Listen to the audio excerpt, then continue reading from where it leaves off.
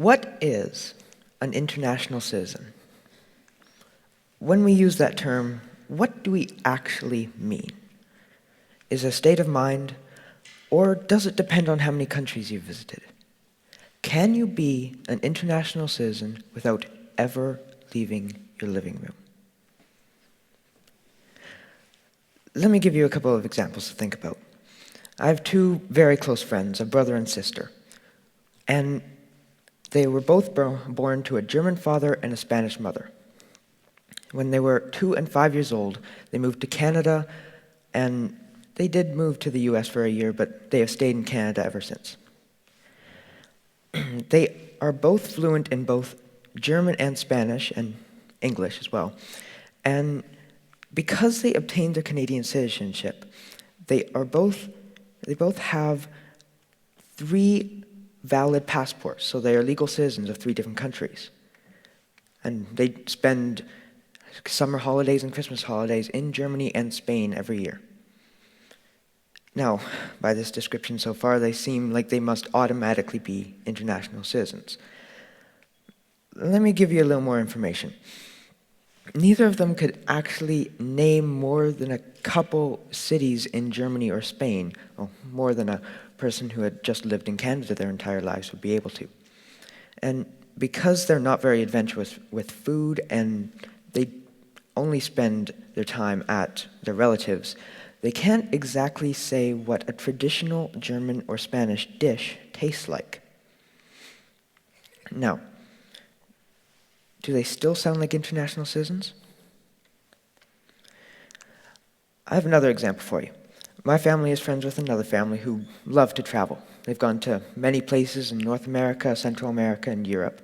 But whenever they go to Americanized hotels, American chain restaurants, and they show absolutely no interest in taking an active in learning about other cultures and the cultures that they're going to. I have one more example for you. My great-grandfather, who was born in Canada in 1920, never left Canada until he was 64 in 1984. However, he had a burning desire to travel. He took an active interest in learning about other cultures and read travel books, watched travelogues every day, went to local ethnic restaurants, and talked to people in his community who had been to other cultures and had come from different nations. Now, which of these examples seems like an international citizen, and how are they different? Well, first we need to clearly define what being an international citizen means. I like to think of it as someone who takes an initiative and learns about other cultures, countries, and people, takes an active interest. This could involve traveling to different places, but is certainly not limited to this. An international citizen needs to possess a strong desire to learn about other cultures and nations that are different from their own.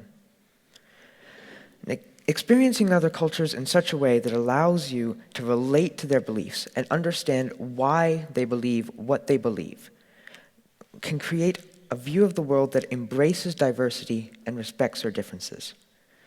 If we better understand other cultures, we can help people from those cultures come into our community and integrate easier. This way, instead of having one community that segregates itself into different areas, which each culture has one specific area, we can create one community that accepts all differences, accepts all cultures. An international citizen needs to feel a connection to other people, and not just the people of your own country. You need to understand that there are differences in cultures and countries and languages, but instead of seeing these differences as a border, as a barrier between you and the world, you celebrate these differences and find something beautiful in the cultural mosaic that is our world. Now let's take another look at my friends. They already have an advantage that they're coming from a German father and a Spanish mother. You see, if they had never left Germany, they were born there, never left, they would still have a connection to Spain that comes from their mother's heritage that you cannot get anywhere else. And these types of relationships are great ways of creating globally minded international people who can really understand what it means to be an international citizen. Yeah. Now here's a question. How can you become an international citizen? There are many ways to become one, but one of the most prominent is to learn another language. There's something about learning the idioms and the history of that language that you can connect to the history of the culture as well as the language, and learn about the people that speak that language. But beyond that, learning different languages can help you communicate with multiple people across the globe, and it's a great way of communicating and learning about other cultures. Traveling is important, and if possible, one of the best ways to become an international citizen. However, it must be done in a certain way to actually get any benefits from traveling. For instance, you book yourself a 2-week all-inclusive vacation to Mexico. You go there, you stay on the premises of the hotel, snorkel in the ocean, swim in the pool, eat all your meals at the all-inclusive, all-you-can-eat buffet, and play ping pong in the games room. This sounds like a great vacation, but when you go home, can you actually tell people about Mexican culture? Can you discuss with your family and friends the daily lives of Mexicans? And can you, because you had your food come from the American all-you-can-eat buffet, can you actually tell what food from that culture tastes like? What traditional dishes are like? So I'm not saying these kinds of vacations are bad, but this is not the way to become an international citizen. So what kinds of things should we be thinking about when we travel? Well, when we explore a new country, we need to see things that aren't just in the high tourist locations. I'm not saying don't go to Rome and don't see the... I'm saying don't go to Rome and don't see the Colosseum. I'm saying don't go to Rome and just see the Colosseum.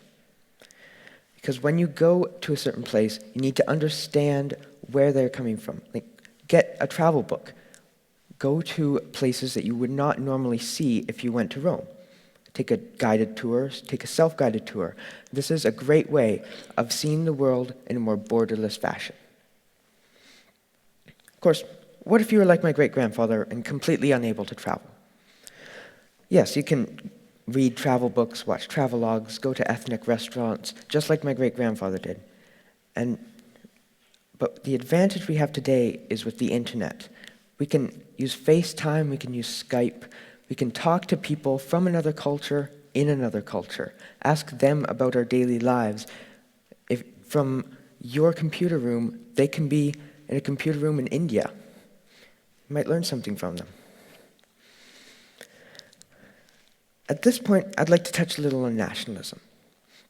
It's natural to be proud of where you're from, and this is not a bad thing, again. It's common for people to have roots in a country and want to think that their country is the best, but that doesn't mean we can't plant little seedlings wherever we go. The true meaning of being an international citizen is that you can find the positive attributes of the cultures you visit, find the good things about where you go, and celebrate them. I have the firm belief that the more international citizens we have, the less international conflicts we will have. When people learn about other cultures, they can more easily empathize with that nation and are more likely to solve conflicts using communication. You can see this happening every day with diplomats from the U.N. becoming international citizens and thinking globally and solving problems using communication. I am striving to become an international citizen myself, and I feel that this is a lifelong journey to maintain this type of mindset. I hope I can inspire people to embark on this wonderful opportunity.